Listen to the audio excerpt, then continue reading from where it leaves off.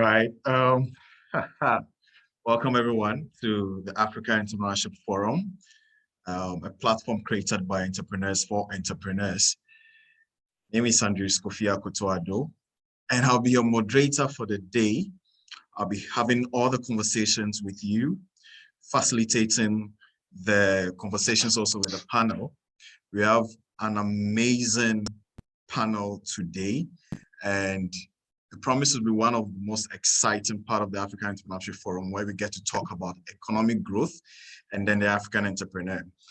We all know the AFCFTA has come to stay and to bridge the gap with trade, bridge the gap with economic growth, try and also create a continent-wide platform where all entrepreneurs would, interact, engage with each other, and also have an easy way that we can, make communication or make business transaction swift and then safe in our continent.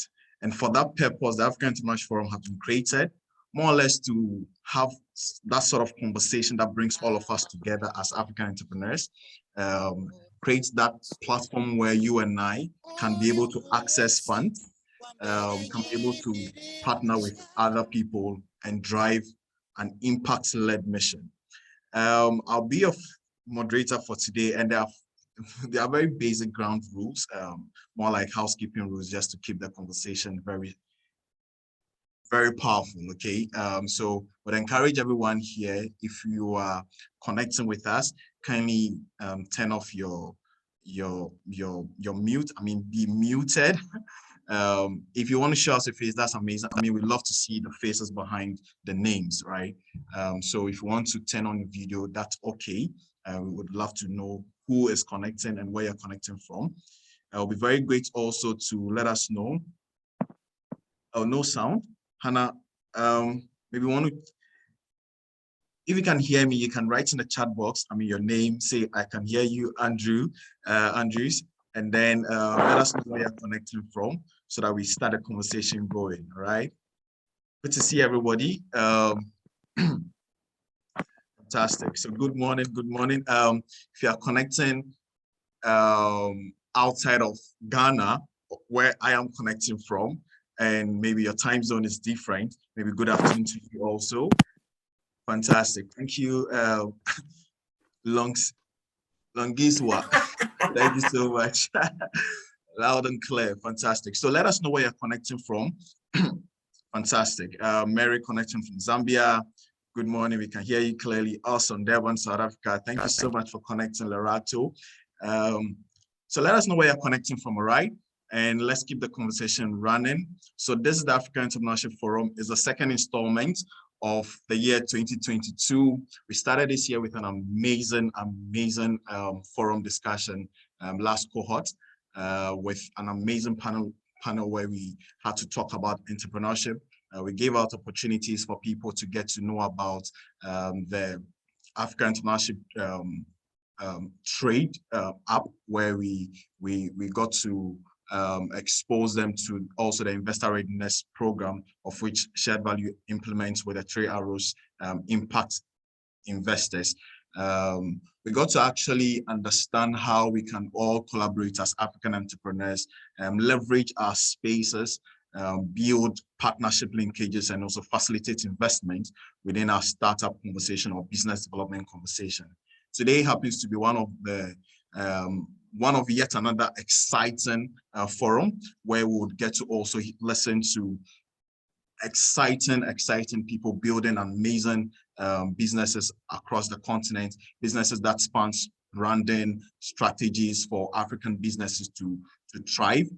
Branding is actually the language that attracts other people to get to know what you are doing.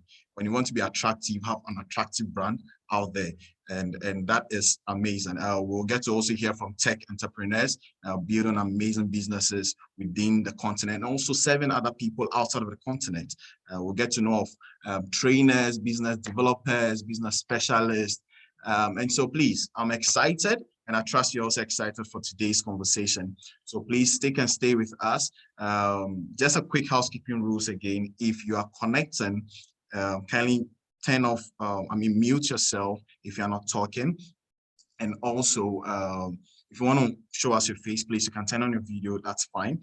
But then we wouldn't want you to have any distraction at the background. And so just be at a space where we can see you, your face, just like you can see me without any distractions at the background, just to keep everybody sound and everybody focused.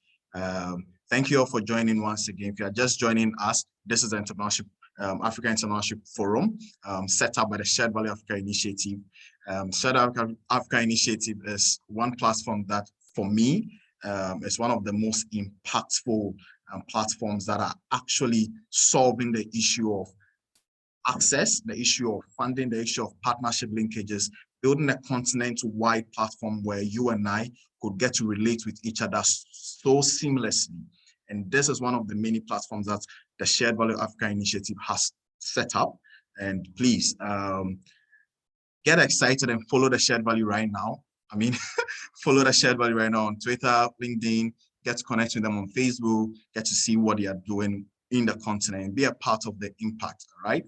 So without much ado, I'm going to invite shortly Vuyo Letseke, who happens to be the director for Shared Value Africa Initiative. He's going to give us an opening remarks just to welcome everybody to the African Entrepreneurship Forum.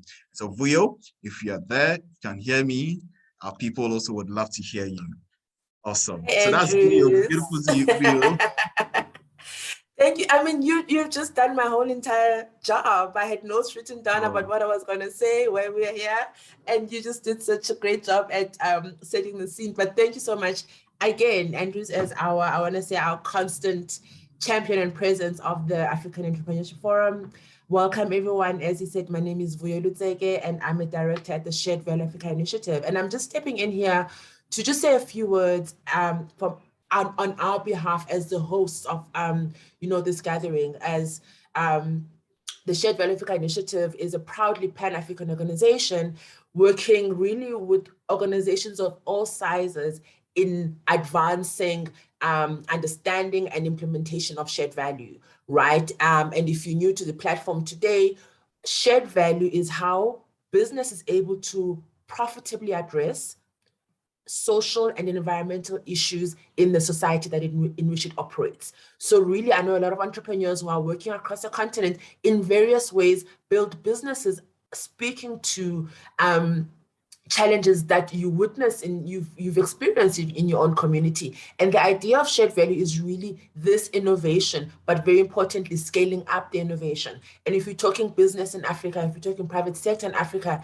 it's very important to ensure that entrepreneurs, SMEs, startups like yourselves are part of this conversation. And as a Shared Value Africa Initiative, we believe very strongly in the power of entrepreneurs to contribute to economic growth on the continent.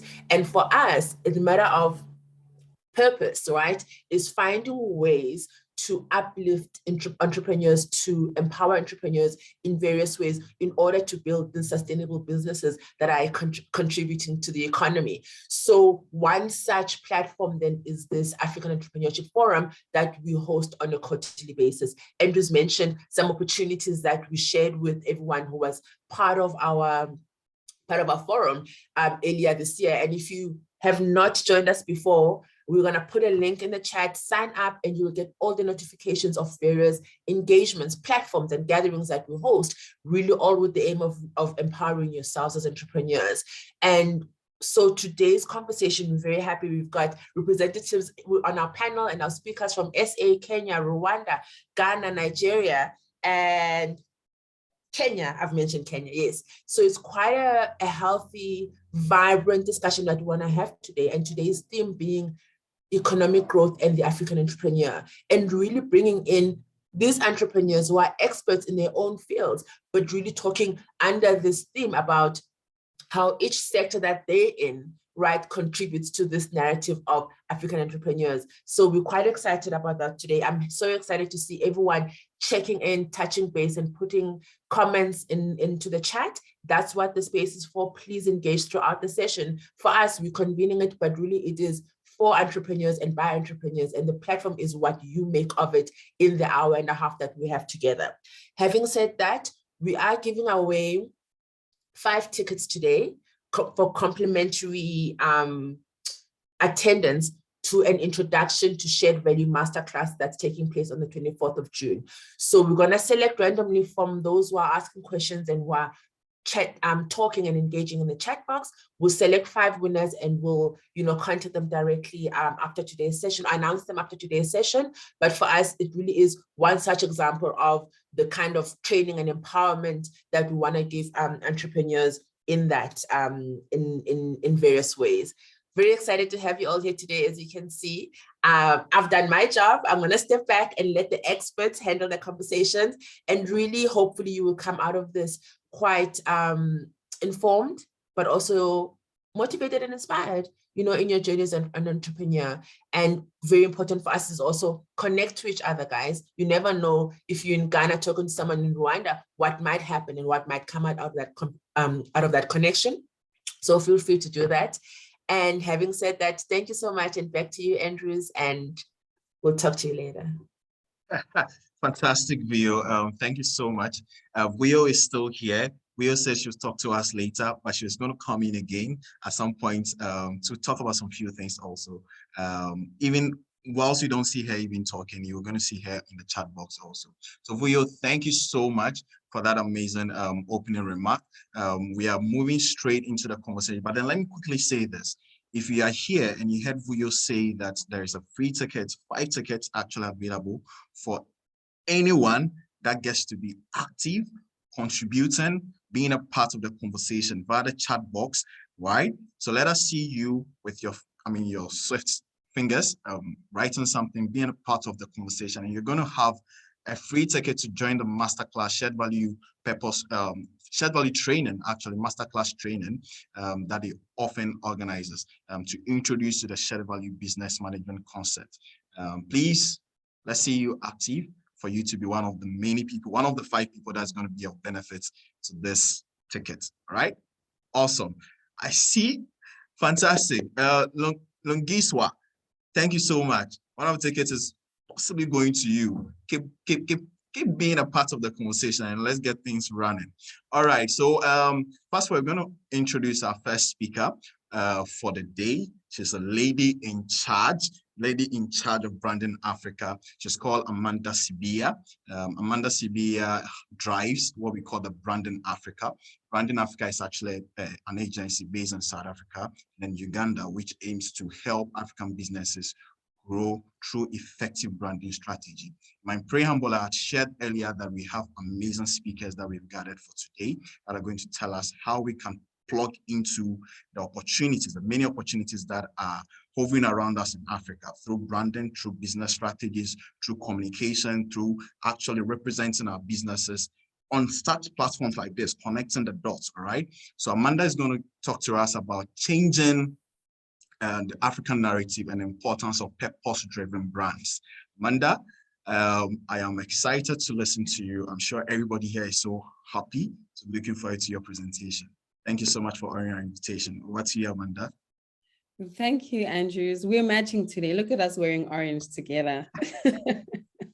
Also. Well, thank you so much. I'm actually so happy to be here, part of this forum.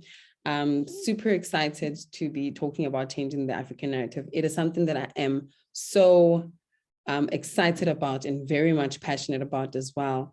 And just like a short intro as well, just like a background of why this is important for me as well, is that I really love Africa as a continent. And it's so absolutely fantastic to see different countries represented. I was looking at the chats, people are dialing in from Zambia, from Zimbabwe, from literally everywhere. And I'm so happy to see the African continent just like gathering in this place in order for us to be talking about economic growth, which is so important.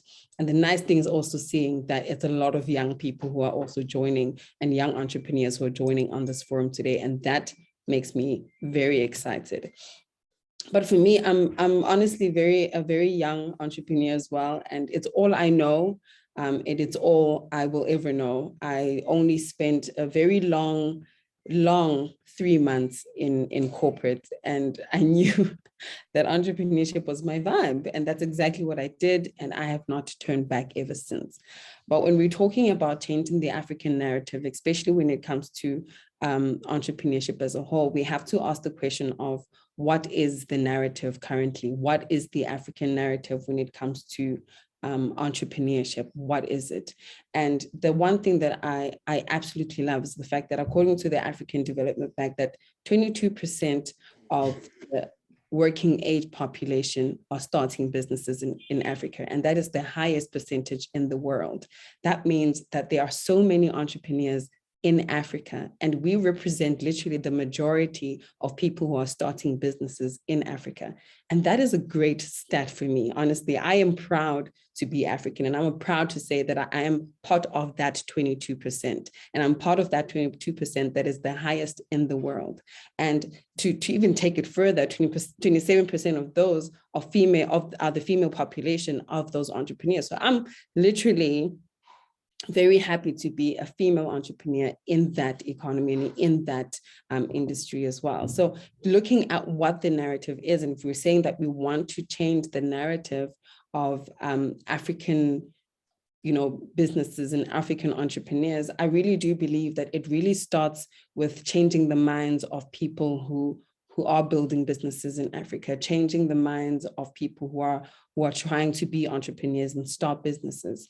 And even though there's such a high percentage of people who are starting businesses and are being entrepreneurs, there's a very high percentage of those that fail without even getting to their 5th anniversary. And most business failures, and obviously there are many questions, there's a lot of question about what actually causes business failure, but a lot of that is literally just marketing failures or branding failures, not being able to market to the right person at the right time. We just open our doors and hope for the best.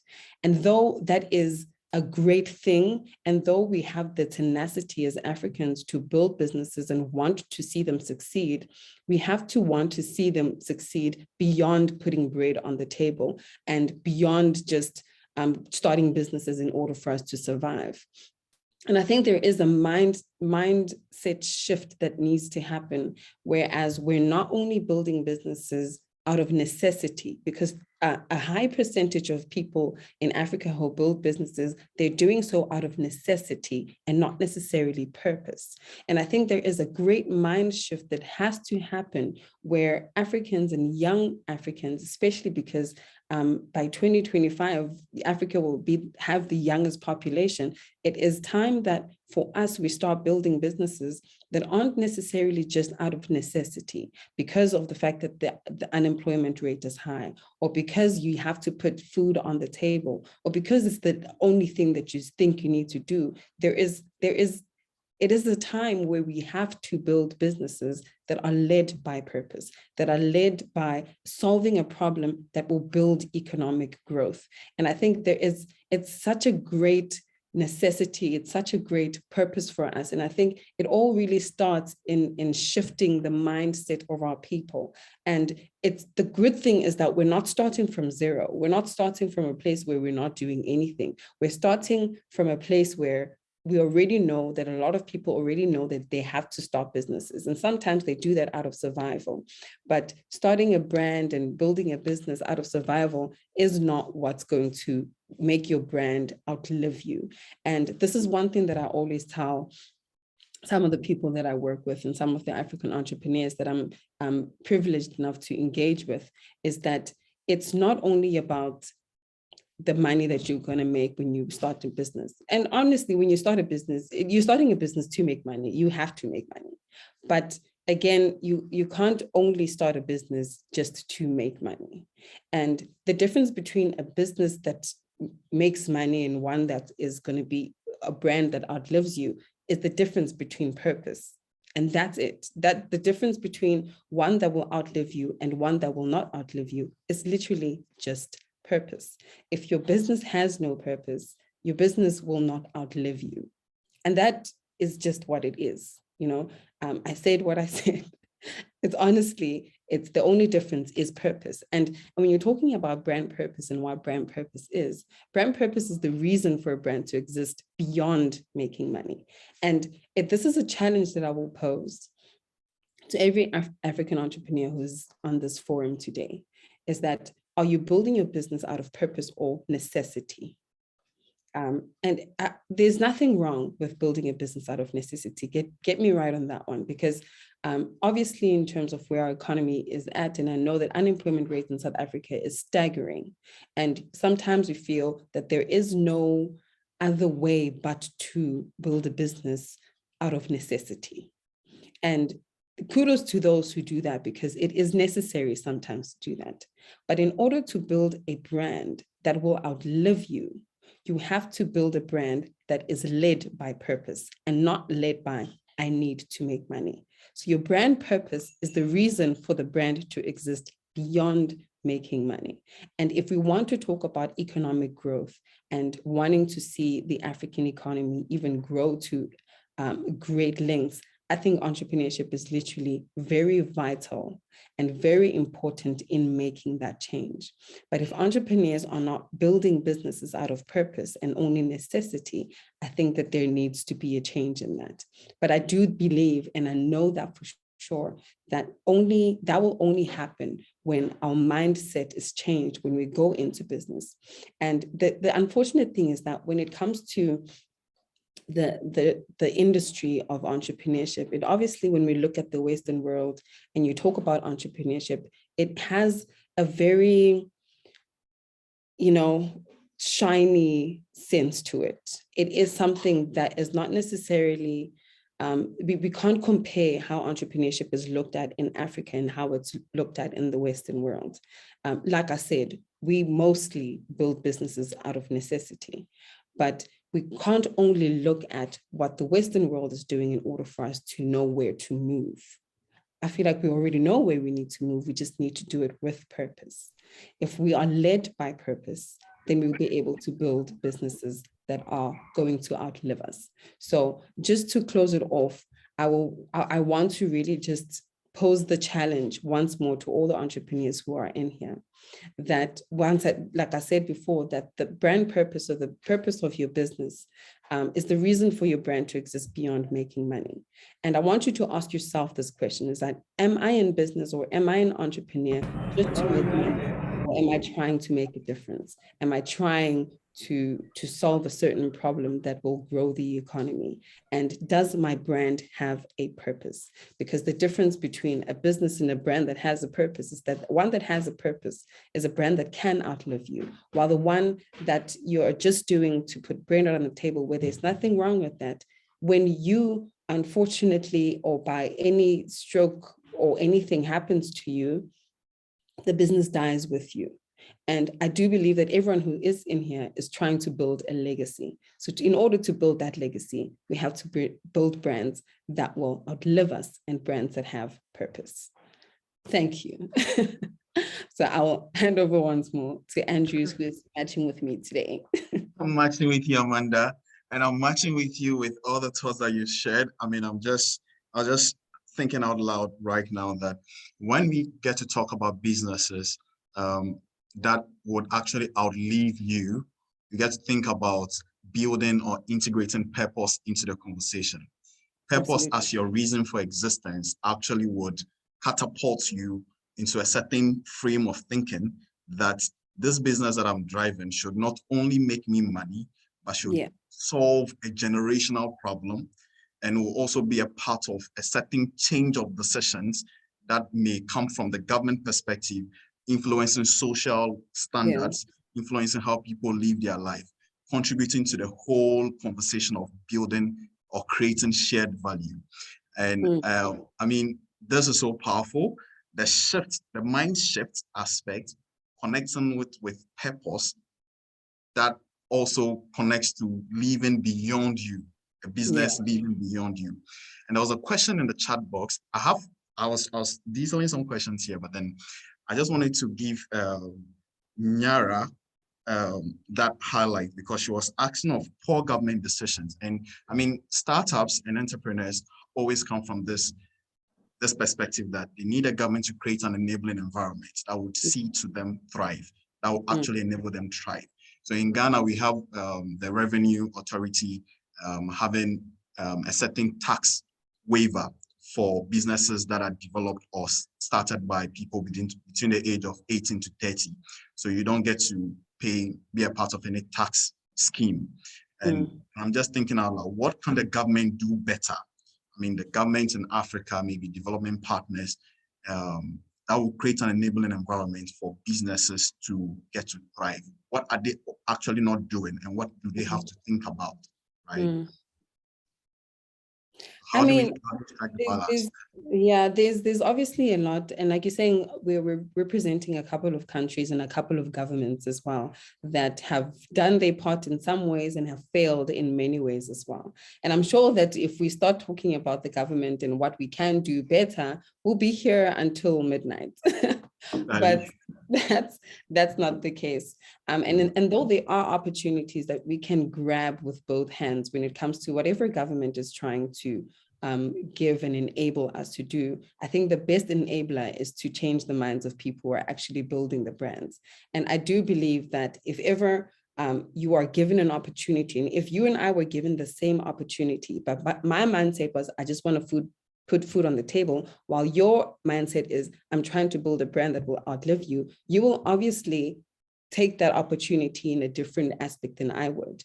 And I believe that obviously there are opportunities out there, and it's just a matter of access to those opportunities and being able to find yourself in a place where you're benefiting from those opportunities. But I do believe that there is a lot of mindset shift that needs to happen, is that if ever government is going to give you something, just don't take it as, oh, another one will come. Treat it like it's the last thing you'll ever get. Wow, treat it as the last thing you ever get. There would actually be a change in government. And so when you approach the government, you approach it with your own perspective. I hear a comment here. Somebody just shared a comment from Jabuli. Please, I'm sorry. I'll try and pronounce your name as well. Let me just pronounce what I can. Jabulile. Jabulile. Yeah, fantastic. So as a business mind, she was writing to me that as a business mind, we need to actually approach the government with the solutions we bring to the table. As long as we have viable and credible solution, the government is always willing to listen. Powerful thoughts there. Thank you so much, Amanda. I had another question, but then checking my time now, time is not on our side, and we could have this conversation over and over again. And I love the fact that we have to actually approach businesses knowing that we have a certain brand that we are communicating, a brand that outlives us, and also changes the narrative, the existing narrative that is actually there, that African businesses are not projecting themselves well, or African businesses lack proper branding and all that. We need to tell the African story by showing that mindset shift, that mind shift, and knowing that 22% of people starting businesses are Africans, and getting to also understand that by 2025, the world's population will be Africans. Africa is the youngest generation, the youngest continent in the world. We have so much to do. So thank you so much, Amanda, for bringing this awareness to us, for enlightening us, and for telling us that we have to do business for purpose. And profits with purpose, profits with purpose. That is the whole shared value communication. That's what we stand for. That's why we are gathered here. Thank you so much, Amanda. Thank you all for being a part of the conversation. The chat was beaming with a lot of text. Amazing. Okay, so I have news for you. We've actually added numbers to our existing 5. That's exciting. Kudos to Tiki. Tiki, who happens to be the founder for Shared by Africa Initiative, saw something and just tagged Rio in the chat box. I was like, wow, goodness, there's something happening here. So people are going to be of benefit to the free tickets for the masterclass program, Shared Value Masterclass program. Please, we have exceeded the numbers now. We are now hitting 10 numbers. Keep chatting. You may never know what will happen again. 10 complimentary tickets are going away for the Shared Value Masterclass. So you stand a chance to win when you see you chatting and talking. So we're moving to our next speaker, who also is a lady. Today we are having the ladies in charge. And don't fret, this is the whole gender equality move that we are also trying to promote. SDG 4, gender equality, is one of the world's most, should I say, something that the world intends to actually achieve. We have a world that is fully women, and we'll have to see our women representing in high places and also changing the narrative, as Amanda rightly said, being a part of the business communication. So we have Fiona, Fiona Ingabire, who happens to be a business development specialist with Academy for Women Entrepreneurs. Fiona is going to talk to us about gender equality and driving access. As I said, access, equality, equity, the balance, the gender parity conversation is something that we have to be a part of. And I encourage our male folks to be a part of the conversation, to build access, to bridge the gaps. So Fiona is going to touch base and talk to us about gender equality and creating access within our ecosystem or within our business community. So Fiona, good to see you. And you can actually unmute. Fantastic, you're muted. Okay, thank you so much. Am I unmuted now? You are loud and clear. We can hear you. Loud and I'm sure our and clear. audience are looking forward to listening to you. Amazing presentation. Thank you so much. Thank you so much. So, like Andrew said, my name is Fiona Ingabire, and I'm speaking from Rwanda. Anyone from Rwanda in the audience? I saw a few names, so I hope we have enough presentation from my country. So. I'm a business development specialist, and I'm also an associate director for a women program for a social enterprise program called Noble Women. And what Noble Women is really is a social business that stands as a symbol of new era for women's economic boost. And literally, it's like a training for women entrepreneurs. So what we do at Noble Women is we design programs that are supporting women at all levels to be able to be equipped and to be able to rise as entrepreneurs from Rwanda and beyond. And so most of the questions that we get, so I'm very passionate about entrepreneurship, but basically when it comes to women. So we see that there's a lot of dynamics when it comes to women entrepreneurs, and us as an organization, as a foundation, realize that so we have connectivity challenges. It happens. Am I off?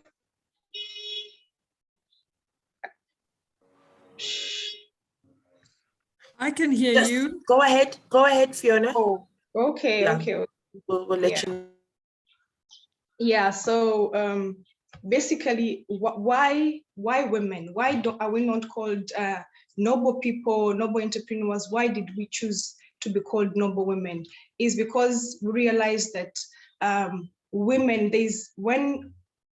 normally entrepreneurs, when we join businesses and we want to start a business, there's a niche, a difference between what we think we know as entrepreneurs, but also what is true and what is real on the ground. So usually there's that mismatch when it comes to an entrepreneur and what we already think we know, and the target market what we have, and also what happens on the ground. So we also realize that the African entrepreneur, in order to be successful and to have a successful business, they need so much training and empowerment and guidance through the right skill set to succeed. And so what we do is basically bring those women that have great businesses, but who are not able to be recognized, who rather would be whose businesses are not equipped enough, and we help them move them from one limit to the other. And so what we do, the methodology that we use is with three things: we equip, we empower, and we transform. So when we talk about equipping entrepreneurs, women entrepreneurs in this sense, it means that we give them skills, workable skills and techniques that are going to help them move from one level of business to the other. But we also encouraging them to use the regional and global market, building on the local opportunities that we have. So as opposed to a Rwandan woman coming from Rwanda to South Africa or to go to Ghana, what are the local opportunities that are available for the woman to be able to build on them to have impact? And then empowering them. What we do with empowering them is making sure that we make them become the business leaders they're supposed to have ethical skills and the spirit of good leadership, to have a self-esteem and resilience, and also excellency and creativity. And then when we talk of transforming, means we move their lives from one level to the other, which usually I could call like an idea generation to creating venture businesses that are up to date with the African level of a powerful businesswoman. And if you see on the statistics, if we look at the statistics that are there in Rwanda right now, 33% of women. 33% of businesses in Rwanda are women-owned. So that means that only 30% are women-owned, but also out of the 33 that we have only 98% into the small and micro small businesses. So what does that mean? It means that almost 100% of the businesses in Rwanda that we have now are very micro and very minimal. What that means is we are not able, because women have, we have noticed that women are working in very informal sectors. That means that the small ideas that they have, the small impact that they have in their communities is not captured in the private sector. And what that means is they needed someone to come and someone to identify them where they are, able to equip them with skills that they are able to grow and be captured and be available and have decision making when it comes to the entrepreneurship journey of Rwanda. So literally, what Noble Women does with the program that we were working with, and I'll talk briefly about the Academy for the Women Entrepreneurs. It means that 70%, only 30% of businesses in Rwanda right now are women. But those are not even formal businesses yet. It means we have a lot to do as Rwandan entrepreneurs, or as people who are able to who are going to help businesses grow, because also only 2% of that is what is in the medium or large. So there is a gap. Almost 100% of our women right now are into the small and micro. So why we came in is because we realized that we need to equip, we need to motivate, we need to mentor, we need to take women through a program that will help them move from one level to the other. And that's when the Academy for Women Entrepreneurship comes in. So what we do in the Academy, the program that we are using now that has been going on since 2019 until last year, is we are selecting women from different cities, but also right now we're focusing in Kigali and in the rural areas. We are calling these women who have businesses that have three main things. They are innovative, they are impactful, and they also create profit, because we want to see them grow from one level to the other. Because part of also what we do helping them is to make sure that we take them through mentorship and pitching, such that we also help them get funding and grants from different funders and organizations to help them with seed money. And part of that is we have been working with their program works with the USADF, which is the United States for African Development Fund, and choosing through the businesses that are relevant to where we are now, to the country. They help give them money for starting their businesses.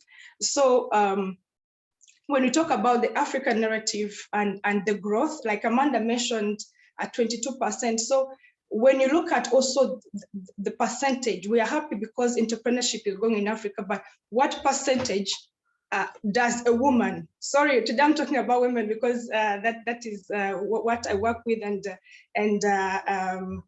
why I'm here today. So I'm really talking about women entrepreneurs who have the greatest minds, who have the greatest ideas, but because they lack, first of all, they work in isolation, they lack motivation, they lack training to even know what is in my head versus what is on the ground. Sometimes they enter into the businesses when they compete with men, they realize, this is not my thing, I better get something. So we go back and, take care of our families, just to other things as opposed to businesses. What Noble Women is doing with these programs for women is making sure that the women and girls come out with these great ideas. And also what we focus is not only on the businesses that are already running, but even a very good idea that comes. So through our incubation process of 7 months, taking you through, we take them through the business development classes, mentorship. By the time they leave the academy, by the time they leave the incubation, the idea is already going to be a venture because they have a great business skill, business plan and everything. So I believe that Africa is not, whereas we are happy with where we are going, but let us go back and see in that percentage of the growth of entrepreneurship in Africa, where is a woman as an entrepreneur? How much percentage is a woman's, what are the percentages of businesses of women that are actually even medium or large? Because to be honest, in Rwanda, we are trying to do this because we want to see women appear, make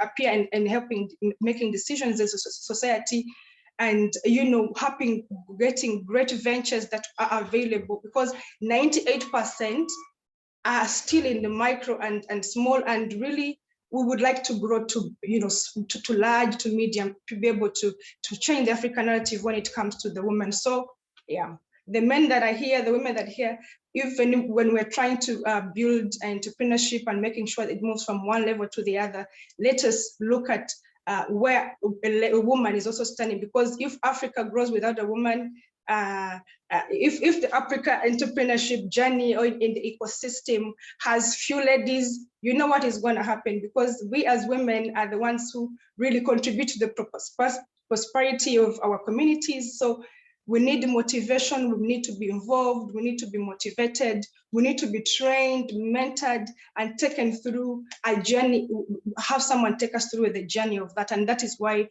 Noble Women is there, and that was why our Academy for Women Entrepreneurship is there, to be able to see that these women are stronger, are more confident with what they have and the knowledge they have to take their business from one level to another, to appear in the private sector and to appear in the number of people who are making a change in the African entrepreneurship journey. Thank you so much.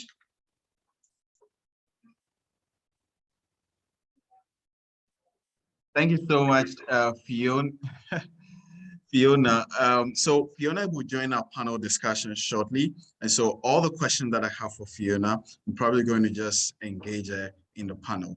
But these are very insightful, very, very timely conversations that we should be having.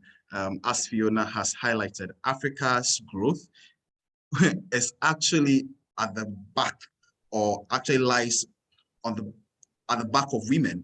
I mean, I've heard several times with in my economic class, that women businesses, even in Africa, I mean, small scale, medium scale businesses across the continent are female-led, are women-led. A lot of women manage small businesses. And these small businesses, bear in mind, are the major employers, actually.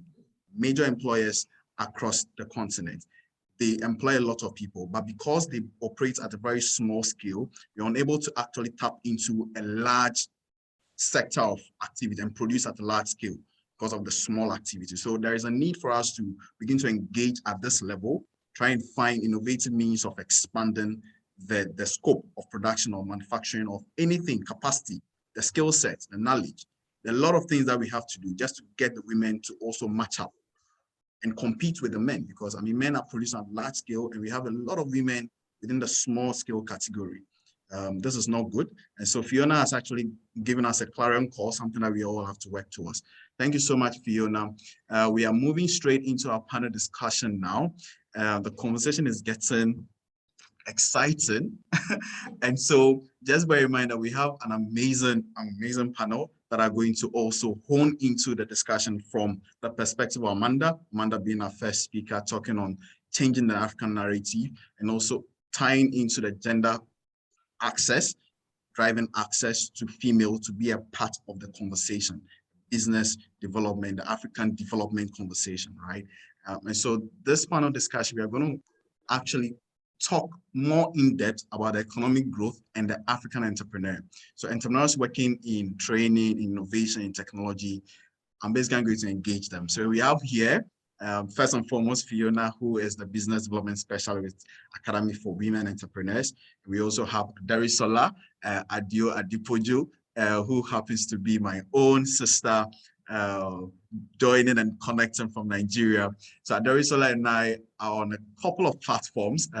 First on the Knowledge platform, where we drive social innovation activities within and around Africa. And Darisola manages an EdTech startup, an EdTech social enterprise called iTrain Africa, where they seek to grow or build or accelerate progress towards SDG 4 and also SDG 8. SDG 4 being quality education, and then SDG 8 being decent work and economic growth. You should know your SDGs, all right? You should know your SDGs, guys. This is what the world is actually having conversation about. This is what we're accelerating growth to. We have here Sia Bonga. Sia happens to be the co-founder of Skywalk Innovations, 8 years in business, doing amazing things in and around the continent. I mean, working for businesses in Denmark, solving the tech innovations and building tech products for businesses to thrive. And he's also a very passionate advocate when it comes to entrepreneurship on the continent.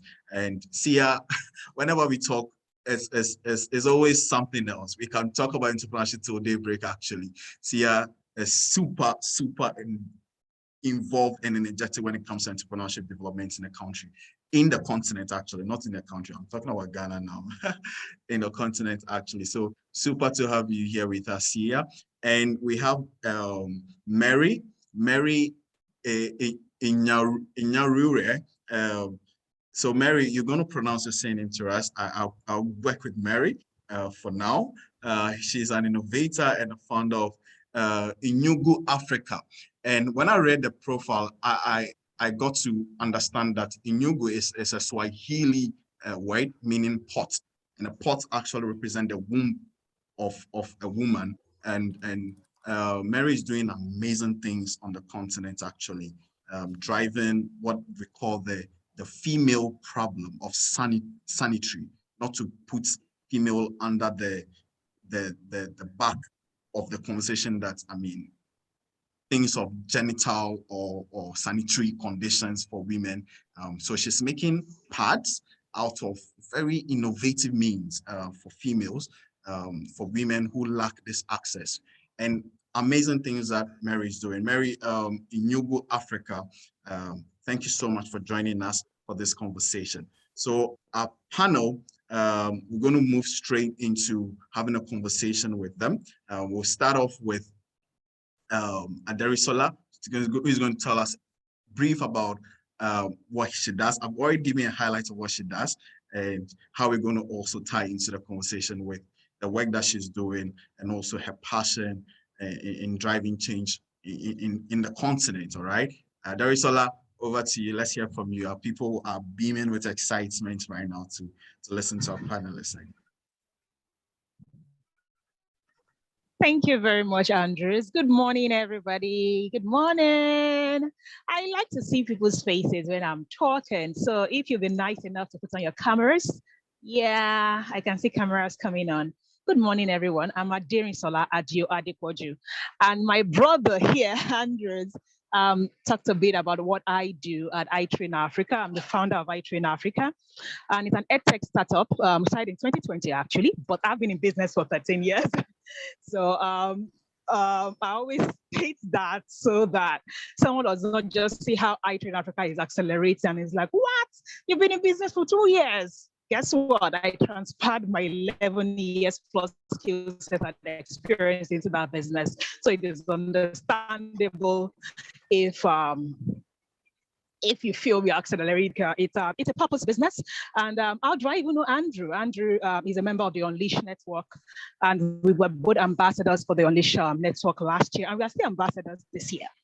And you know, I said I was in the business, as in I have a fashion business. I still do. And you know, when you attend the Unleash Innovation Lab, it just gets to that point you feel like, am I building purpose? Am I building purpose? Because you now understand what innovation is. You now understand that what I'm actually doing right now, can I scale it? As in, can it outlive me? And I think it was at that point that I decided I was, you know what? I was going to start from the scratch. I said, when I attended Unleash in 2018, I was in the SDG 6, which was sanitation, SDG 6 water, because my academic, then I was on my PhD program in chemistry. So I was in sanitation, water, then, and all that. But you can imagine starting SDG, totally new, spend the entire 2019 training on how to actually build an edtech. Like you can imagine learning, combining that with my academics and everything like that. But that is what purpose does for you. I was determined that I was going to be able to build something that was for African youth. That is, our name is iTrain Africa, right? For African youth. And I was determined to do it in such a way that it was going to be addressing real life problems and not just the problems that looks good on paper or the problems that, you know, it's going to, when you say, oh, I'm doing tech.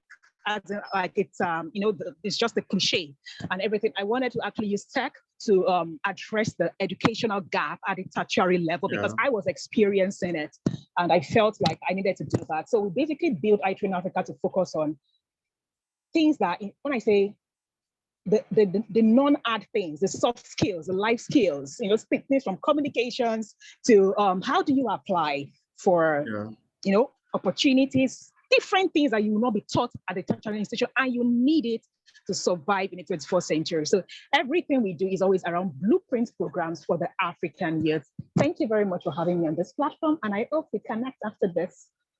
Fantastic, Aderisola, and thank you so much. I mean, this platform, the Shared Value Africa Entrepreneurship Forum, African Entrepreneurship Forum, which actually just harnesses the conversations that we already have been having. It actually just puts light on the conversation with purpose building, purpose driven brands getting to connect with each other just to keep the conversation going for Africa, by Africans, and changing the narrative. I'm going to invite Amanda in also. Amanda, so sorry, I nearly took you out of the panel. Amanda has to be part of the panel also. And so Amanda, who we already heard, the lady in charge of Brand Africa. So this is the Brand Africa that we are promoting. And so we've already heard from Amanda, we've heard from Fiona. So I just wanted to hear briefly from other panel of speakers who haven't actually addressed us or spoken to us, all right? So let me go to my big brother, Sia, who is my tech genius, an entrepreneur of so many years of experience also, just to tell us what he also does and how come being a part of this conversation actually also drives his agenda and the things that he intends to actually see in Africa. Sia? Yeah, thanks, my brother Andrews. Awesome. I love it. Thanks, great energy in the room.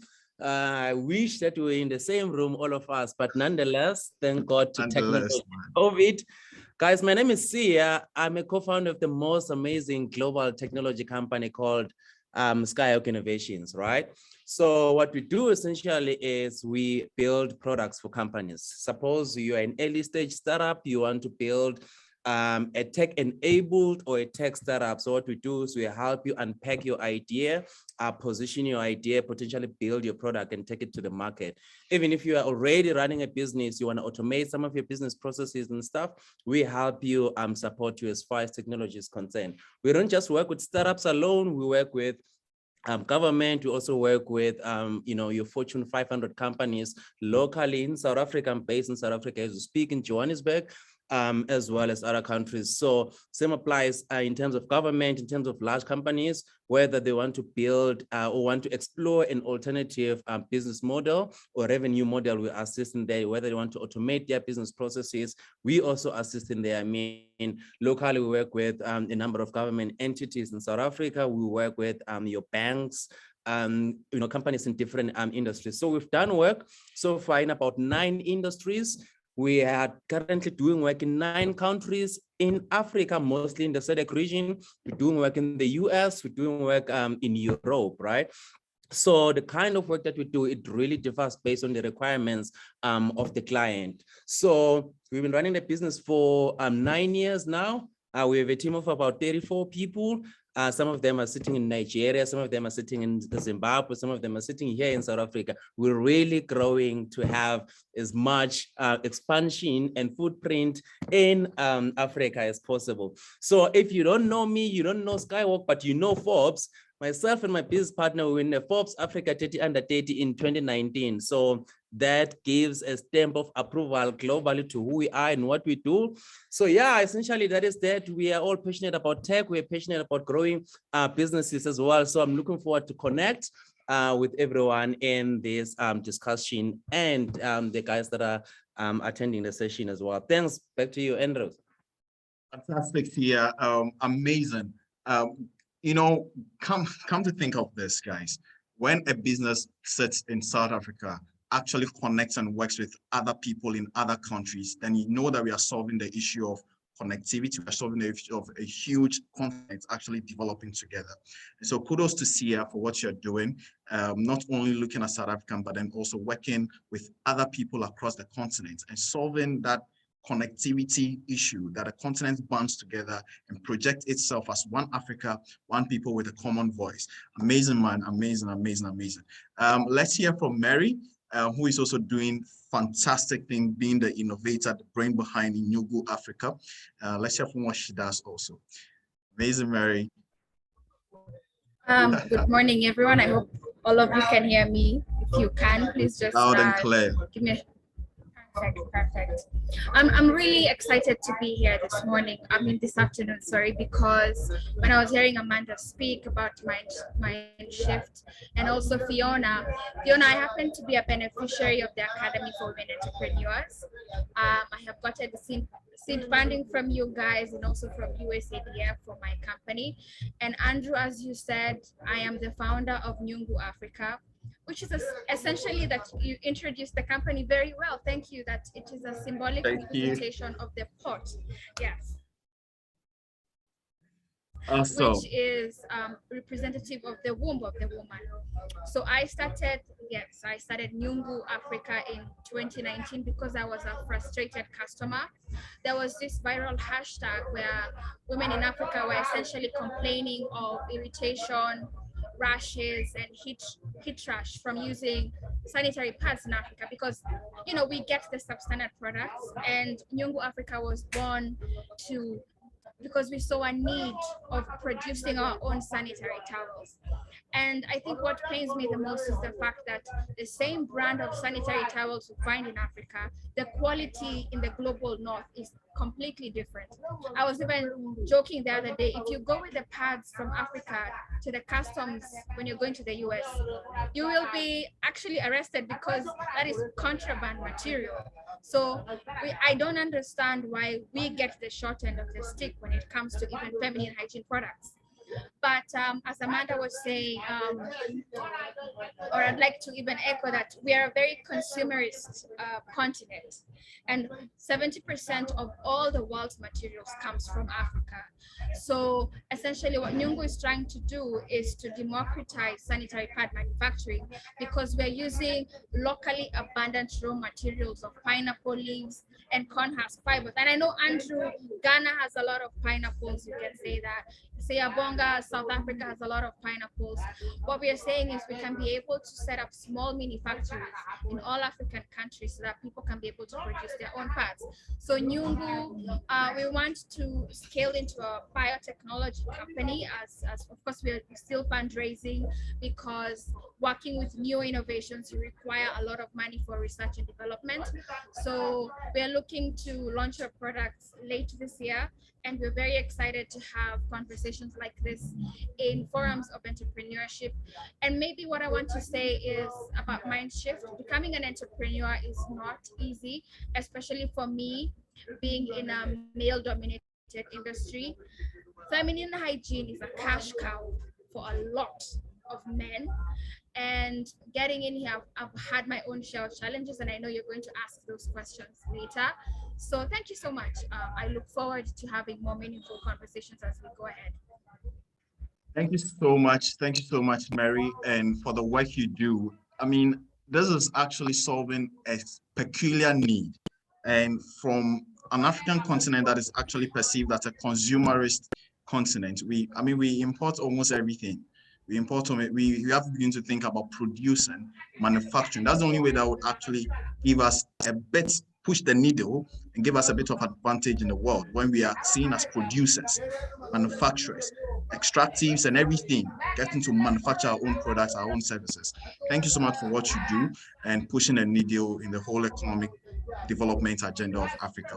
So from this perspective, I just want to quickly touch base with Amanda, and then maybe we'll take thoughts from each and every panelist on what we actually perceive, or the perspective that we actually hold dear to ourselves when it comes to Africa's economic development. I mean, Africa has been touted as the world's most richest continent.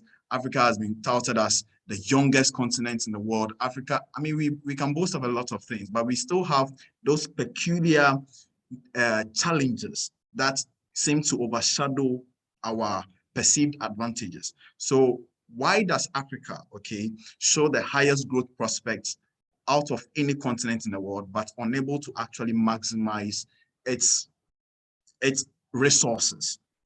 From your own angle, what your business is doing, Brand Africa perspective, maybe from your side, your vision, what do you think we can do to solve this problem? Because we seem to be there, touted as so many things, but then why don't we begin to take advantage of our prospects and change certain things within our economies to find the development that we actually perceive or want to desire to have, right? What can you share with us from your angle? Yeah. And then this question is actually for everybody, so you can begin to gather your own thoughts also. Right. Yeah, it's a very interesting question, and a very good thing that Mary picked up as well, is that we consume a lot.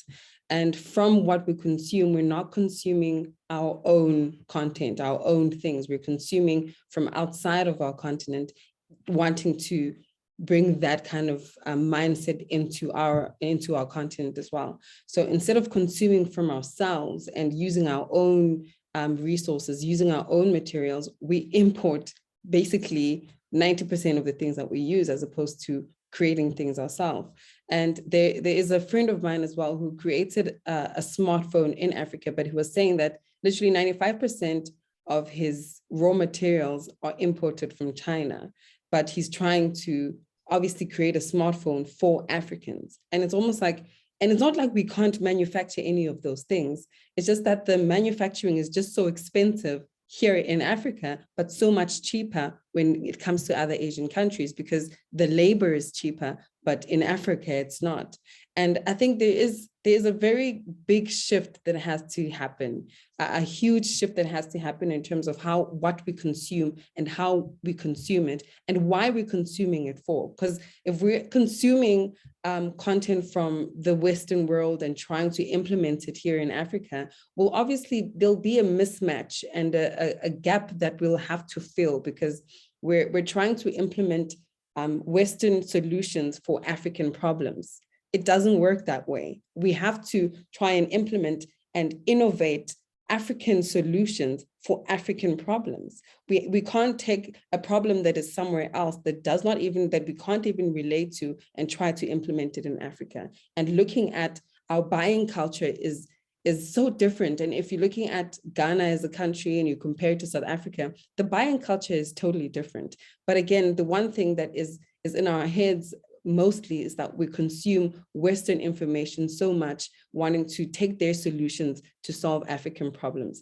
And I think it's just time that we try and research as much as possible our own problems and try to solve our own solutions and our own problems, solve them with our own solutions. And I think that's where innovation is going to have to be very vital. So if the African entrepreneur gets into a mindset of wanting to innovate for their own people, I think that'll be a great shift in growing the African economy as a whole. Fantastic. African innovators building African solution for themselves.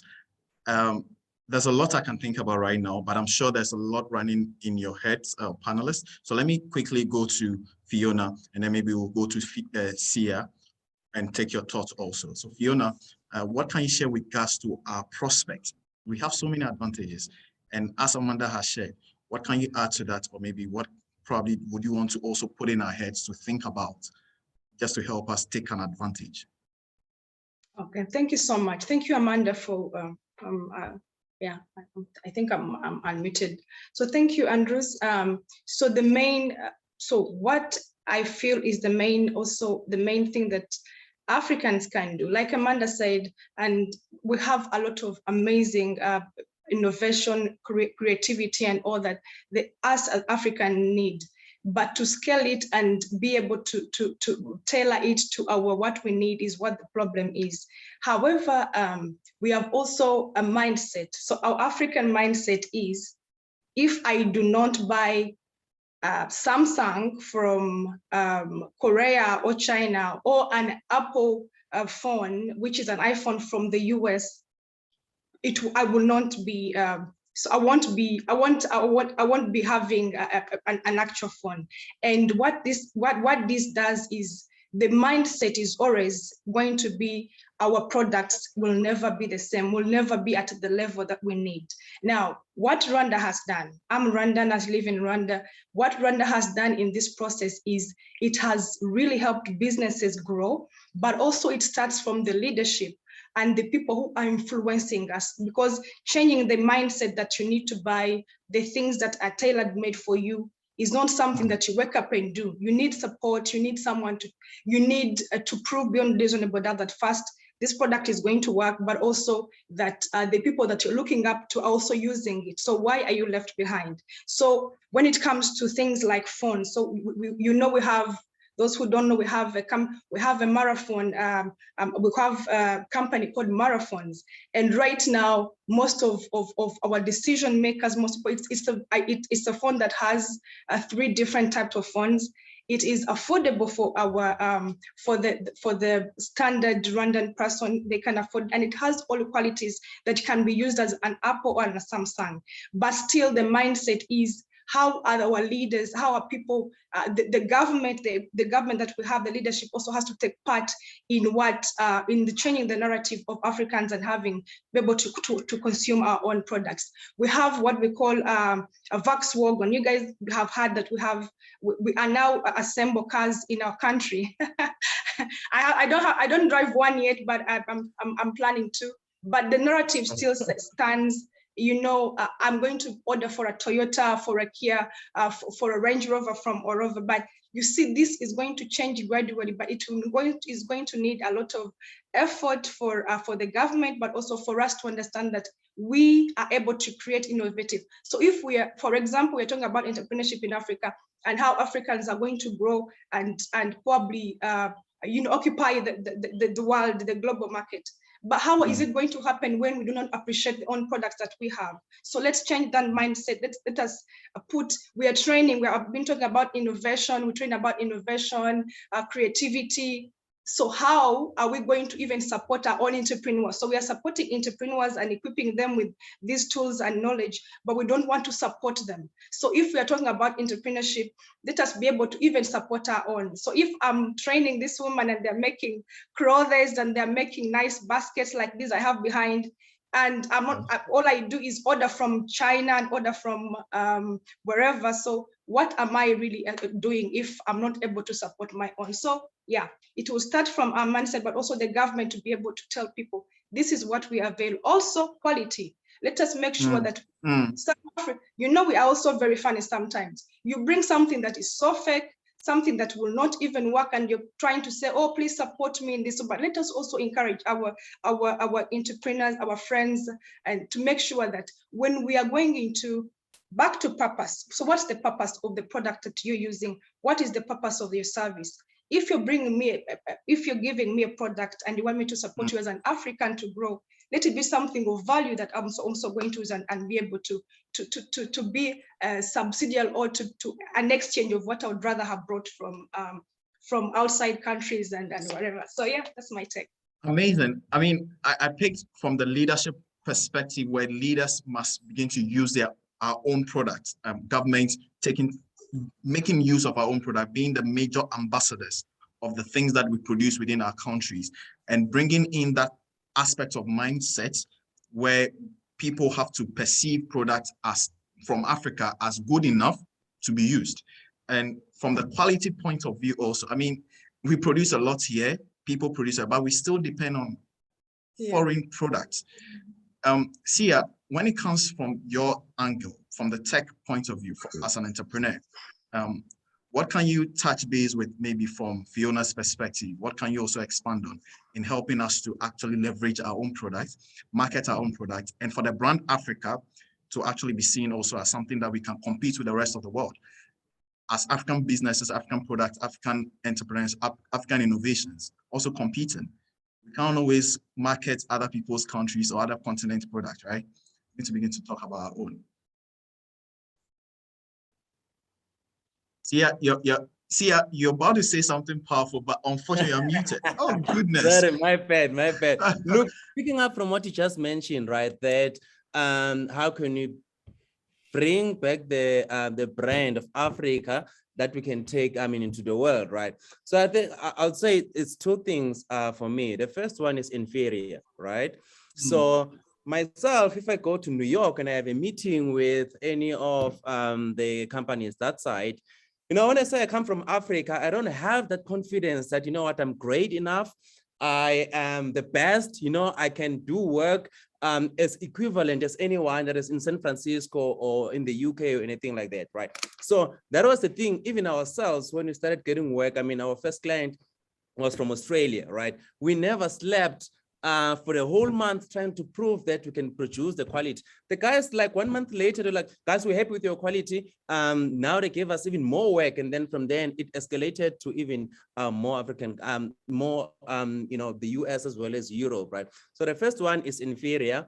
And speaking of that, I'll also attach trust into it. So if you and Rosie coming from the UK to provide a particular service, either in Ghana or here in South Africa, I will trust you than trusting Fiona that is African, which can provide even an equivalent kind of a service or even much more better. But you, Andrews, because you're from the UK, you will charge 17, 20 times more. Whereas, you can keep the money circulating within the African continent. So inferior, I will attach that with trust. So I look at adoption or consumption or mindset. That's my last point actually, right?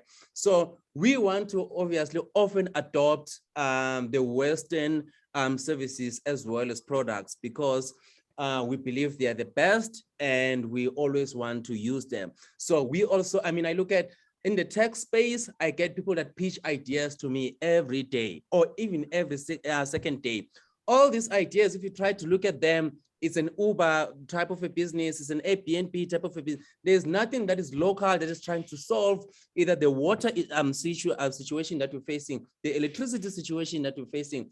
We're not solving local problems. Amanda touched on this thing that what problem are you solving? Running purpose-driven sort of businesses. But then we are always, you look at the startup that wants to start a business, already want to raise $1 million US. We don't have, I understand that funding is the biggest issue in the African continent, but then the amount of funding that you can get, that amount of funding you can get in the US and Silicon Valley and other countries. Why don't you build and find ways of refinancing the problems because the moment you want to start looking at going overseas to go and look for funding, we'll never be independent as an African continent. So inferior as well as adoption and stuff like that is what makes us, is the perception that we have that is really drawing us down as Africans.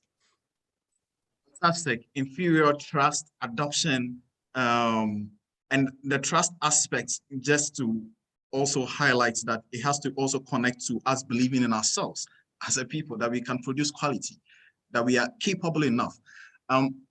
Sia, this is amazing. And I'm just thinking about Mary right now, that Mary is producing something as an African, sanitary pads for women. What do you think in your position that you probably need to get your business or your product being the #1 product that is being referenced, maybe in Kenya, right? When it comes to parts, that we wouldn't actually depend on other foreign products. Just to also tie into the conversation with all angles coming from maybe Amanda, Fiona, and Sia, right? Let's hear from you so that we just bring that sort of practical aspects of the conversation, right? What your experience is. Hello. Can hear you now. Okay, thank you. So, can you hear me? Yeah, we can. Okay, so I think somebody has unmuted. Maybe you can please mute yourself, all right? Mute and let us listen to our panel. So I can hear you now. We can hear you.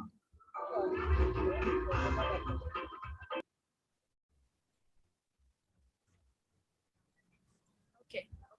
I think there's someone still who has, okay, perfect.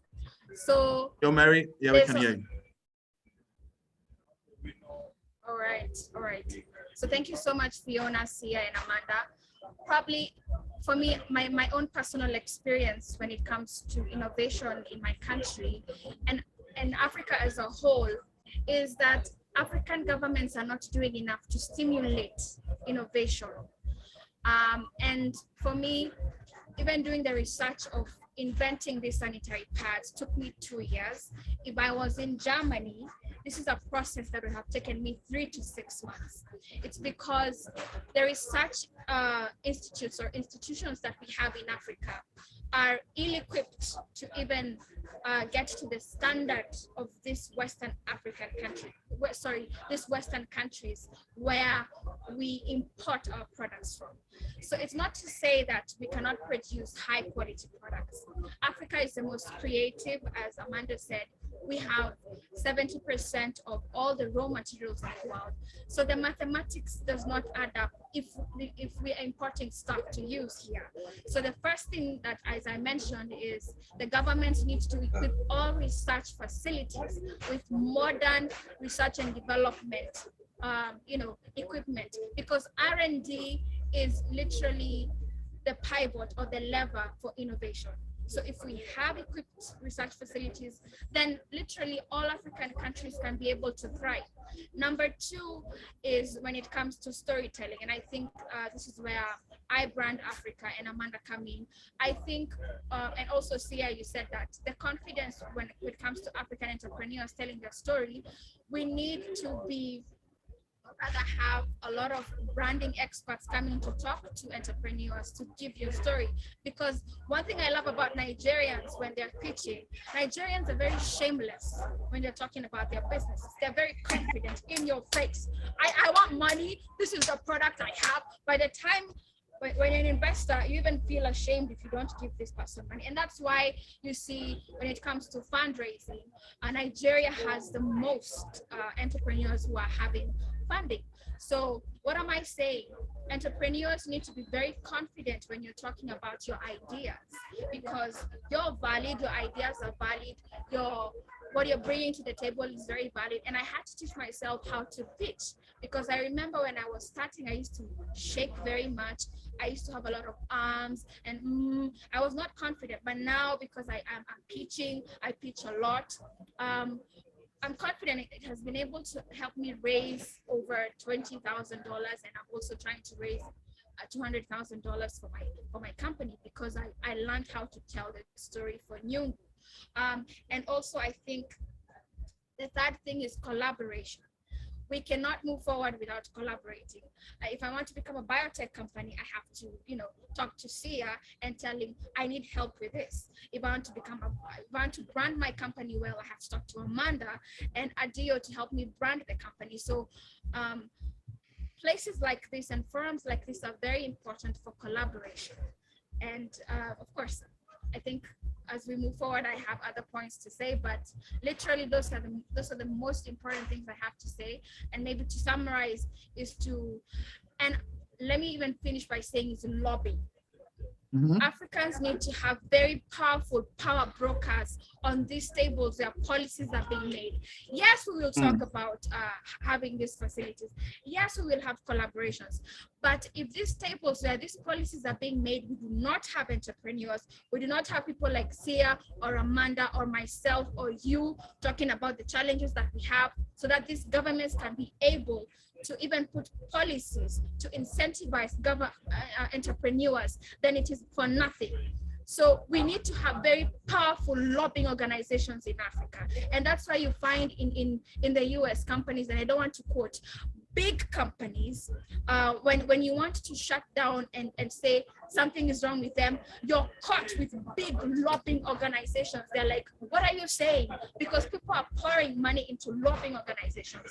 So I'm seeing a place where we have shared value initiative being a lobbyist organization for entrepreneurs, so that if we feel like we're being oppressed by governments, SY is then be like, no, you can't do that to Mary. She's coming with a very good, you know what I'm saying?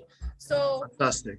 I mean, talking around those lines is very important for entrepreneurs. Thank you very much. Amazing thoughts there, Mary. We're going to touch base on the power of collaboration pretty soon and get to actually expand the conversation even further. From a Nigerian perspective, somebody who I know has serious storytelling abilities. I mean, she tells stories every now and then through diverse means. Oh, she just dropped off. I was just going to Darisala, but Darisala just dropped off. But then no worries, I'm sure she's going to connect shortly. But these are all very insightful thoughts, guys, and ladies connecting across the continent. Please, if you are joining us now, these are just insightful conversation, and I don't know, I'm just blown away with the depth of information and the knowledge and the insight being shared right now. This will actually change the African continent if we should adapt, practice, and then take these things and put it into, good use right now, like just start working on it right now. It will just change the face of our continent. Kindly just tell somebody, if you are joining us now, tell someone that you just joined the African Entrepreneurship Forum. We're having something amazing conversation here with Amanda, with Mary, with Fiona, with Sia, with Adarisola, and let them also join. Share the conversation with someone on social media, on Twitter, tag SVAI, on Twitter, tag Tiki, tag Vio, and let people know that we are part of the African Entrepreneurship Forum. We are trying to change the narrative, trying to disrupt the space, all right, make something work. So I'm just thinking here that there is something that we need to do as Africans, all right, African entrepreneurs in our space, as more like the key aspect of our development. Entrepreneurship is becoming like a cliche. Everybody is an entrepreneur now. And the growth potential of the country, of our continent, seems to suggest that we have so many entrepreneurs, so many businesses now, and we see very little of entrepreneurs getting an advantage when it comes to global standards in production, in manufacturing, in being a part of, maybe Sia just connected onto the Forbes 30 under 30, right? Do we seem to have certain aspects of our entrepreneurship development missing, or we just find the trend and being a part of the whole trend? Is that something that entrepreneurs should have to think about in how they could position themselves, their strategies, their maybe business development mechanisms? Should we always probably get to be a part of a society? Should we create a certain platform for entrepreneurs, like something like this, that they could hone into, connect to, and do something better? so that our products, our services could be quality? Is that something that we have to do for entrepreneurs? I'm thinking about CR right now. What do you think we should do as something that will shift entrepreneurs so that we won't be part of all this, entrepreneurship, but then what are we really doing? Are we producing? Are we showing something? Is that something that entrepreneurs should think about as a way of changing the whole conversation and making African businesses attractive? This is something that for an entrepreneur here on the call today, on the forum today, should think about. Something that you want an entrepreneur should think about in being like someone who can become a 30 under 30 Forbes entrepreneur sometime, right? Cool. Thanks, Andrews. Look, so I think the first thing it's defining what is entrepreneurship, right? Getting a really understanding of what entrepreneurship, because there are different kinds and types of entrepreneurs, right? And which ones are we really gonna push through and encourage as a continent? I'll say this because one, if I am importing stuff in China, let's say it's jewelry, right? And I'm selling it here. I know a lot of people, they're importing hair, heels, clothes, all of these things, right? To come and sell either in South Africa, but let's say in the continent. Is that entrepreneurship, right? Just questioning that. When we started our business, we had an opportunity to resell Microsoft stuff, resell Google stuff. We said, no, we don't want to resell any of these things from these guys. We want to build things from scratch that we're going to assist smaller businesses, assist Fortune 500 companies with the solutions that we've built from scratch, right? We'll rather resell. So anyone that is always pitching to us that, hey guys, you guys are doing well, can you resell? We're like, we're not reselling anything, we're building stuff by ourselves. The other issue that we have, some other people, they like to bash me when it comes to this.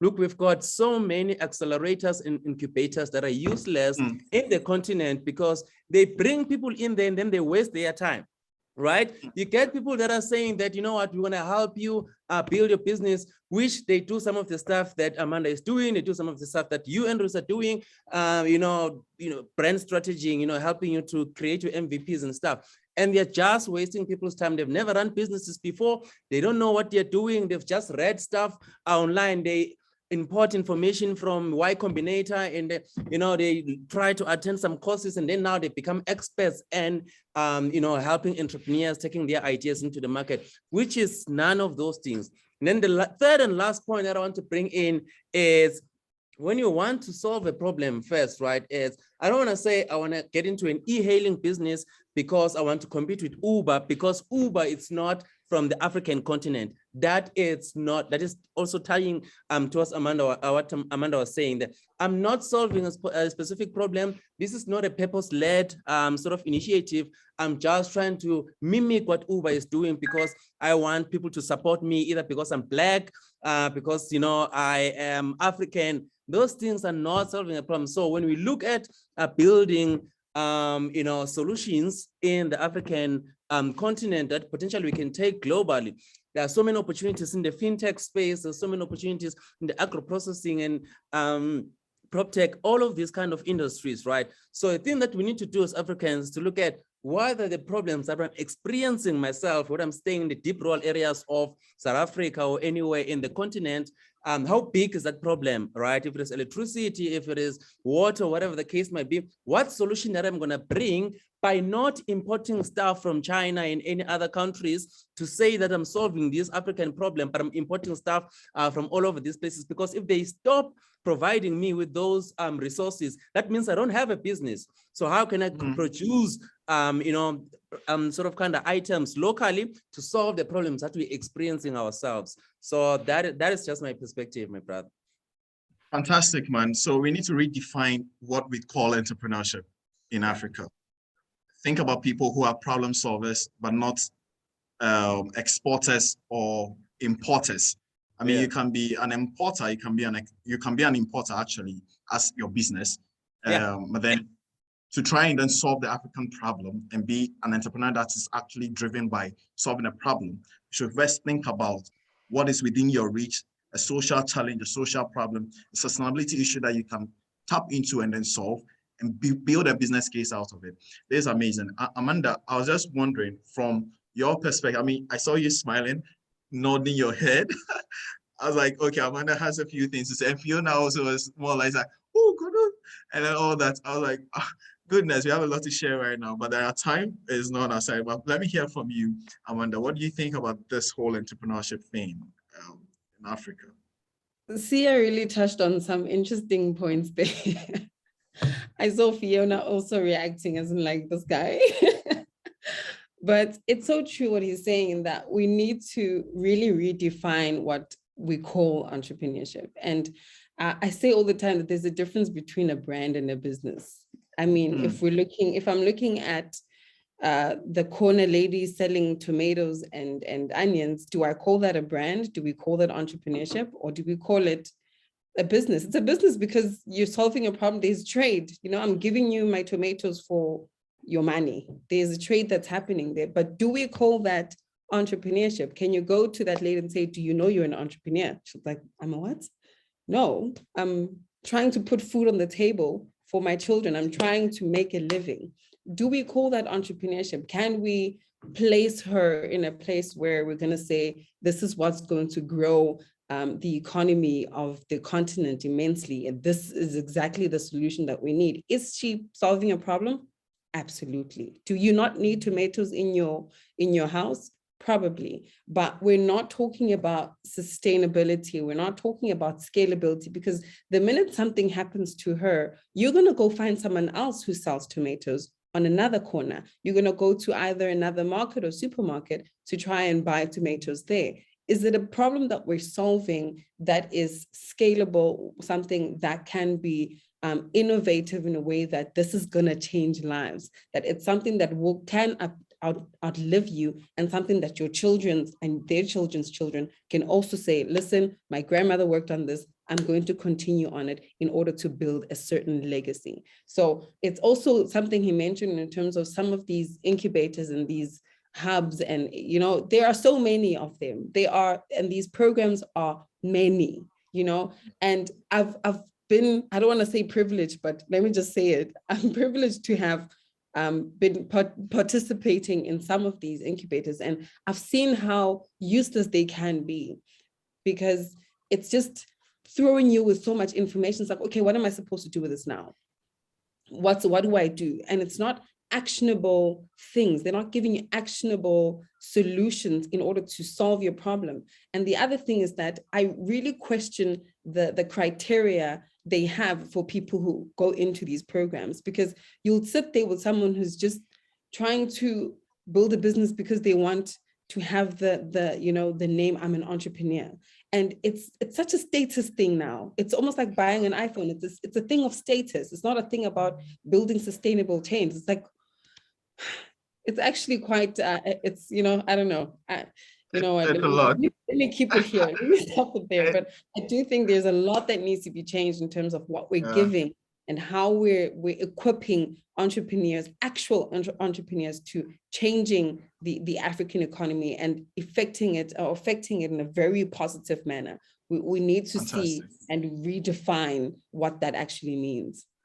Fantastic. I see a lot of things that we can actually continue to talk about. Our time is not on our side. We would have to announce the winners of the masterclass pretty soon. But then let me just listen to Fiona. Just a quick, under maybe 2 minutes, talk on what you think we should probably change, perspective, mind shift, redefinition of the entrepreneurship space, something that we can actually think about as entrepreneurs on the call today, on the session, on the forum today. This is the African Entrepreneurship Forum. It's not a call, it's a forum.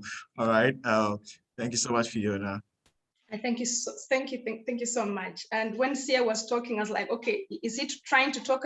Is he coming at me? But as someone who, as someone who really has worked with the entrepreneurship programs and all, we have also realized that there's a lot of programs that are coming up. Probably they get funding from different funders, and then they decide, okay, let us now put people together and train them about ABCD. They have never been entrepreneurs. They didn't even do business. They've never earned anything. And usually it's really not easy for you to speak not out of experience. So usually when we speak out of experience, it makes more sense.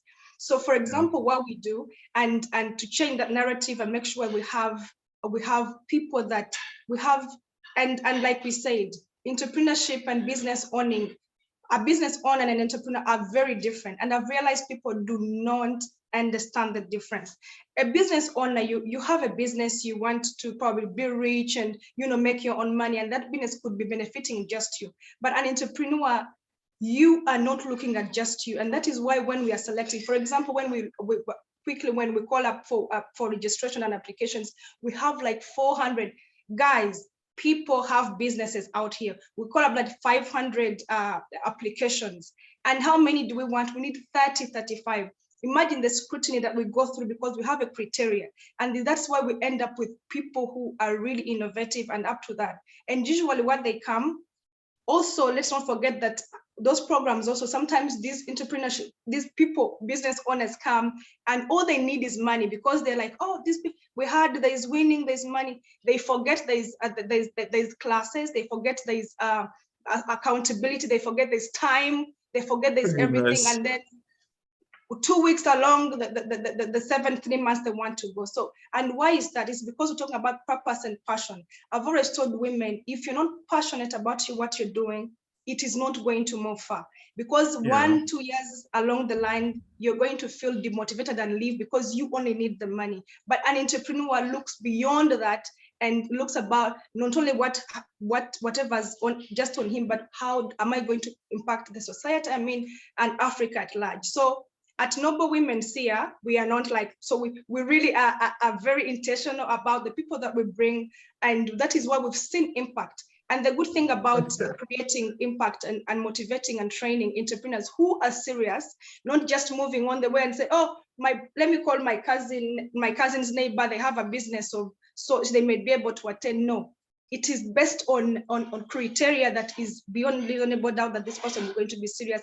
And that is why we've seen almost 100 jobs being created out of the 103 women that we've graduated right now. And they're creating opportunities they're creating opportunities not only to them but across Kigali and run and beyond. So yeah, that's really what I think we should differentiate entrepreneurship and business owning. It's different. Yeah, there's a lot coming out. I'm just looking at my time, and I want to bring Aderisola in because her internet hasn't been favorable. I just want to pick on Aderisola, your few thoughts on the African entrepreneur. Okay, what we should actually think about looking into the future, how to change the narrative and bring businesses that are purpose-led businesses. What young people, young Africans who have interest to start a business or to be an entrepreneur. All right. So here we're talking about entrepreneurship, setting the difference between a business owner and an entrepreneur. The economic development conversation that we all talk about. How do we put ourselves in a certain category that projects people that are actually solving the African problem, not just importing and promoting other brands in Africa, right? And there is a quick one from you, and then we hear from Mary, and then we just bring this to a nice close. All right, guys. The time, oh goodness, our time, man, it's not easy. But Darren, let's hear from you quickly. Thank you very much, Andrew. So I always like to start my stuff by mentioning the word clarity. And before I even mention clarity, because I Train Africa deals with youth, I'm going to start from there. At the beginning of this conversation, you said something that we have so many advantages, but then we are not actually even realizing the advantages we have in Africa. Now, according to the UN, like Africa's population, like the youth population, we have like 70%. Like that is huge. Like when you have a youth population that is 70%, it means like you have able-bodied people to work. That's what it means. And if you have this amount of people to work, now what is your problem? The problem is always about, like, let me say, are these people empowered enough to realize the potential of the humans that we actually have? No. And when I say empowered, I don't mean, oh, buy grinding machines, set it up, give them all those stuff that our political leaders come and say, oh, we are doing entrepreneurship stuff, we are empowering people, and they gather sewing machine, grinding machine, and this thing. The question is, do I need another dressmaker? Do I need another grinding machine stuff? And that is what I always say about clarity. Many many youths in Africa are not clear, as in they are not clear. And that is one of the reasons we had to start iTrain Africa. I say clarity is what helps you to determine this is what I should be doing part-time. And the moment people are not clear, as in like iTrain Africa, we have 3 pillars: awareness, blueprints, then community. Awareness is what we've been focusing on maybe in the last 2 years. Why? Someone that is not clear is going to build rubbish. No matter how far you go in the wrong direction, you will never arrive at the destination. It's useless. So one of the major things I've seen people do, even people that have started businesses for years, is they don't have clarity around the problem they are solving. And Andrew, you know this. Like, I always advocate for 2 major things when it comes to entrepreneurship or even life generally. I would say, number 1, learn about the SDGs. Number 2, have clarity on the problem you are solving. Now, that is where people always get it wrong. You will see an average person, entrepreneur existing or want to start the entrepreneurship, will say, the first thing they tell you is, I have an idea. And I think your idea is crap. Every single day we wake up, God drops thousands of ideas, same idea in people's heads. And you know, these people get me to laugh more. When someone say, oh, what's your idea? I don't want to tell you. Yeah, somebody's going to steal my idea. And I'm like, are you kidding me? Are you kidding me? Come on, take this rubbish idea out of my, that is why it's called innovation, not invention. Innovation is redoing things in a better way. There's like, only if you are Einstein anyway to invent something. Now, I always say, now, what problem do you solve? So anybody that comes to me with, I have an idea, this idea, I say, okay, let's go back. You've jumped the innovation process. Let's go back. Before you get to ideation, there is a problem that is called problem framing. Look, for every entrepreneur that is here, whether you started or not, I will give you this assignment. Practically, I give everybody this assignment. I say, go back, go and frame your problem. Ask yourself 5 whys, 5 times. What problem, as in, why do you say, oh, what problem are you solving? Problem of this. That is even if you understand that problem in the first place. Now, ask 5 whys of that problem down. Like, why does this exist? Why does this? Until you get to the 5th why, you don't have clarity of purpose. You don't. And it is where you can have clarity of purpose around the problem you are going to solve. Look, your business will keep evolving. I always say people pay for their Panadol problems. Nobody care about the business. I want to sell pepper. So what? But to solve my problem. I don't care about what you're selling to me. I only care about my problem. So if you can find me something, I always say, follow the problem. The money follows the problem. And when I'm solving the problem, I'm doing 2 things. I'm solving the global problem. And that is why I always tell people, I've been to 5 continents on somebody else's money. Why? When I write my story right about the problem I'm solving, I always get these opportunities, right? The problem is what I follow. That means customers are paying me. The globe is also recognizing me for that problem I'm solving. But you ask an African entrepreneur, they don't know the SDGs. I said, you don't know the global problems. And you want to key into those opportunities. You've not started. Go and do 2 things. Learn your SDGs. Then you have clarity about the problem you're solving. Thank you very much. Fantastic. Oh, goodness. Thank you so much. We couldn't have ended this part without bringing in Aderisola to give us the Nigerian energy. Clarity. Clarity. Oh, goodness. I love this so much. Mary, in wrapping up nicely, okay, I just want to come to you in Nyungu and just tell us something, a word of encouragement, something to think about as young entrepreneurs, something to take home and be like, hey guys, I mean, after coming to the African Entrepreneurship Forum, Mary told me this one thing that I should think about, right? Mary, just one thing for an African entrepreneur to think about as we wrap up this, and then we just listen to everybody nicely. Under 1 minute, please, under 1 minute. I don't want to be beaten today, guys.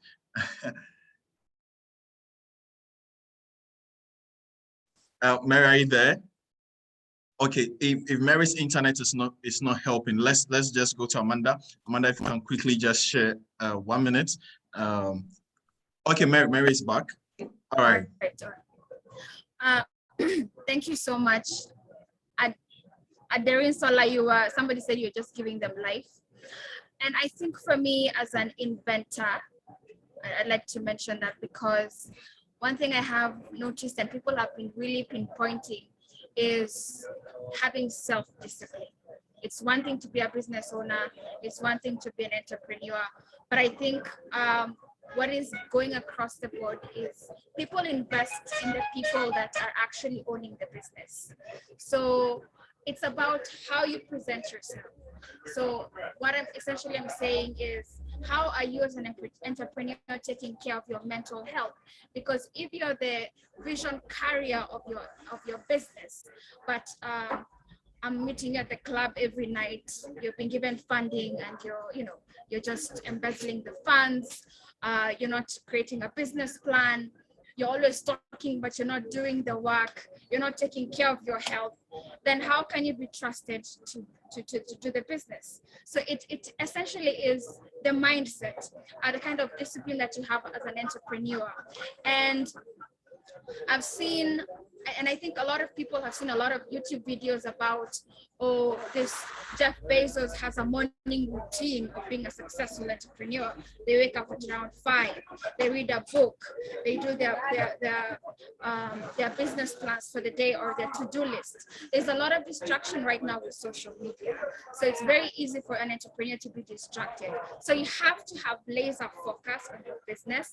Even with everything that we're talking about, you have to treat yourself as a startup. So look at what works. If you cannot wake up at 5 and do what Jeff Bezos does, but you can wake up at 9, but you have all the work that you're supposed to do by 11 a.m. done, then good for you. So let us, as much as we're talking to entrepreneurs about wanting to scale, let us also teach entrepreneurs how to thrive becoming an entrepreneur. So have mental awareness classes, have, for women, for example, we have a lot of gynecological problems. We have endometriosis, and these things really hinder women from accomplishing their goals. How are we preparing women for success? Somebody has said that, by equipping them with not only entrepreneurship skills, but also social skills to be able to move their businesses forward. So for me, those are my small points in the 1 minute. I hope I was able to do that. Thank you very much. Thank you so much, Mary. My panelists, I wish I could have taken thoughts from everyone, but then our time, goodness, our time just rushed like that. And I know there's so much for us to talk about. There's a lot for us to think of, not to get us. I mean, whilst we get all the excitement, we should know that there are action points to this. And part of the action points is for the as set up by the Shared Value Africa Initiative is the masterclass, the Shared Value Africa Initiative masterclass, where you get to learn about shared value, creating shared value, and building sustainable, purpose-led businesses. And so I'm going to invite quickly Vuyo to come in with our closing remarks and then announce the winners who, I mean, our people, our wonderful audience that got the 10 tickets, free tickets, free access to be a part of the Shared Value Masterclass, this next Shared Value Masterclass coming up shortly. So Vuyo, I'm so sorry. And guys, please stay with us. Stay with us. Wrap it up. And I mean, and I must say it's a compliment and a thank you to all our speakers and our panelists today. When the conversation is so good, that we have to just steal a little bit more of everyone's time. But thank you so much, firstly to the audience for sticking around. I really enjoyed, being a fly on the wall during the conversation and looking at the engagement. And as someone who's here to wrap it all up, there's no succinct way to actually do that outside of just really highlighting the conversations about, purpose as entrepreneurs, right? Your business and the impact you will have beyond yourself, beyond your own life and existence, right? And building purpose-driven companies as entrepreneurs. And that for us is very exciting. And that really speaks to the crux of what shared value is about, right? And love so much of our speakers highlighting the fact that let us fix local problems. And that is how you build a competitive edge for your business, because you are addressing something that is actually happening in and around you versus just taking what's happening elsewhere and trying to duplicate it in a scenario that it might not even survive, right? So those are such key thoughts and input from our panelists, and clarity, and just it's never going to be an easy conversation that you have once and then you have all the information that you need. So I encourage you to sign up, hear more of our future forums that we'll be hosting with more speakers. You'll see more of the same speakers as well. Everyone who's on this call is going to get the recording so you can share with everyone around you that you think needed to be here today. And very excited that we've chose our 10 masterclass winners. So guys, we're going to be reaching out to all of you. The names are in the chat. We're going to give you the registration links for that, guys. Please come to that. I know it'll take 3 hours of your time, but it is so much more enriching and a great follow-up to what we had today. But outside of that, I just want to say a very quick thank you, Andrews, our energetic moderator who keeps the conversation going for longer than needed. But also Adrian Sola, Amanda, Sia, Nyaruai, Fiona, right? Everyone very excited to really have been part of this and have had you as part of this. And you know, you're all part of the shared value community, guys, and we look forward to engaging more with you, our attendees, but of course, as well, our speakers from today's session. With all of that, thank you, everyone. Have a wonderful weekend, and we look forward to seeing you again at the next session happening in August. Bye-bye.